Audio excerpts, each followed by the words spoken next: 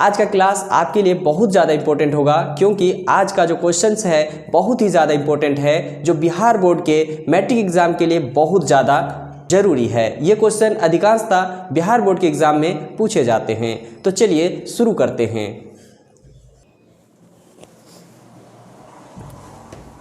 देखिए ये क्वेश्चन है, त्रिभुज PQR में कोण P बराबर 90 डिग्री, PQ बराबर 4 सेंटीमीटर एवं PR बराबर 5 सेंटीमीटर है, तो QR की लंबाई कितनी है। देखिए इस क्वेश्चन में एक त्रिभुज है और त्रिभुज में एक कोण जो है 90 डिग्री है। इसका मतलब हो गया जब एक कोण 90 डिग्री हुआ तो वो समकोण त्रिभुज हुआ। तो समकोण त्रिभुज में एक कोण का 90 डिग्री मान दिया हुआ है, दो भुजा भी दिया हुआ है जिसका नाप हमको 5 सेंटीमीटर और 4 सेंटीमीटर दिख रहा है। जब ऐसा कंडीशन रहे तो समझ जाइएगा कि ये त्रिभुज समकोण है। और समकोण त्रिभुज जब होता है तो ये रहा समकोण त्रिभुज। समकोण त्रिभुज में बोला कि P जो है 90 डिग्री है, हमने लिख दिया 90 डिग्री यहाँ पे, और यहाँ पे Q दे सकते हैं आप और यहाँ पे R दे सकते हैं। तो अब देखिए कि यहाँ पे लिखा है PR 5 है, PR को आप लिख दिए 5 और QR को लिख दिए आप यहाँ पे 4 बोला है तो 4, नहीं PQ है आपका 4, तो PQ को आप 4 लिख दीजिए। अब इसमें एक रूल है कि समकोण त्रिभुज होने पर एक पाइथागोरस प्रमेय कहता है कि समकोण त्रिभुज में कर्ण का वर्ग अन्य दो भुजाओं के वर्गों के योगफल के बराबर है। तो कर्ण का वर्ग मतलब कर्ण, इसमें कौन सी भुजा को कर्ण कहेंगे। देखिए समकोण त्रिभुज के सामने वाली भुजा को हम लोग कर्ण कहते हैं, यानी कि QR को यहाँ पे हम लोग कर्ण कहेंगे। तो कर्ण है आपका फॉर्मूला के हिसाब से कर्ण का वर्ग कह रहा है क्या, कर्ण का वर्ग। तो कर्ण QR इसका वर्ग अन्य दो भुजाओं के वर्गों के योगफल के बराबर होता है। तो अन्य दो भुजा मतलब कौन, PR और यहाँ पर PQ, यही दो भुजा अन्य दो भुजा है, इनके वर्गों के योगफल के बराबर है। तो देखिए PR एक भुजा इसका वर्ग प्लस अन्य दो भुजा PQ इसका वर्ग करेंगे और इसका वर्ग करेंगे, ये कर्ण का भुजा अकेले दोनों भुजाओं के वर्गों के योगफल के बराबर होगा। ये फॉर्मूला कह रहा है। तो देखिए QR स्क्वायर है, QR को QR स्क्वायर ही रहने दिए।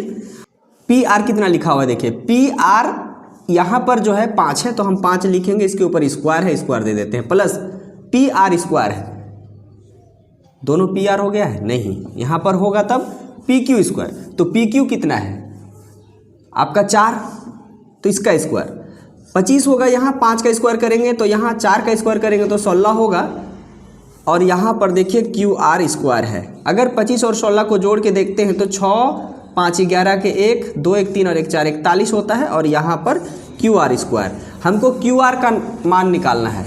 तो QR स्क्वायर है यहाँ पर, तो QR निकालेंगे तो रूट में 41 हो जाएगा। तो इस प्रकार से QR का मान हमारा निकल कर आ रहा है option number 2। Next question same इससे फर्स्ट वाले क्वेश्चन की तरह ही है। देखिए क्या कह रहा है, त्रिभुज ABC में कोण B 90 डिग्री है, AC 15 सेंटीमीटर और AB जो है 12 सेंटीमीटर। तो BC का मान ज्ञात कीजिए, यानी कि BC बराबर है किसके बराबर है, ये निकालना है। क्वेश्चन समझ में आया।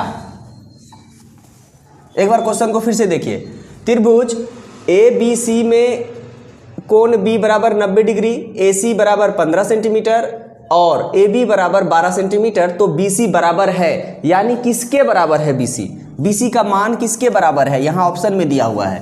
तो देखिए जब त्रिभुज में कोई भी कोण को अगर 90 डिग्री दिखा दिया तो समझ जाइएगा कि वो त्रिभुज क्या है, समकोण त्रिभुज है। जब समकोण त्रिभुज है तो कैसे होगा समकोण त्रिभुज, ये देखिए ये अवस्था में होगा समकोण त्रिभुज।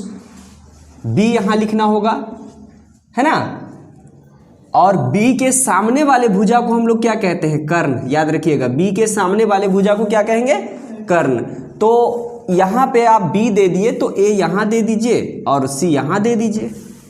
ठीक, अब यहाँ पे ये चीज़ कह ही दिया है AC कितना है 15 सेंटीमीटर, ठीक है, और AB कितना दिया है 12 सेंटीमीटर, AB 12 सेंटीमीटर, ठीक है। तो BC बराबर है तो इसका मान ज्ञात करना है, ये वाला भाग का मान ज्ञात करना है B और C का। ठीक, तो इसमें भी एक रूल है कि कर्ण, पाइथागोरस का नियम कहता है जब समकोण त्रिभुज है तो पाइथागोरस का नियम लागू होगा, और पाइथागोरस का नियम फिर यही कहता है कि कर्ण का स्क्वायर कर दीजिए एक तरफ, और अन्य दो भुजा जो बचेगी उसका स्क्वायर करके जोड़ दीजिए, देखिएगा दोनों आपस में बराबर होगा। यही रूल्स है। तो उसी रूल्स के आधार पर यहाँ पर अगर हम अप्लाई करते हैं तो क्या होता है, AC स्क्वायर, कर्ण मतलब यही ना हुआ AC स्क्वायर बराबर AB स्क्वायर जोड़ BC स्क्वायर होगा।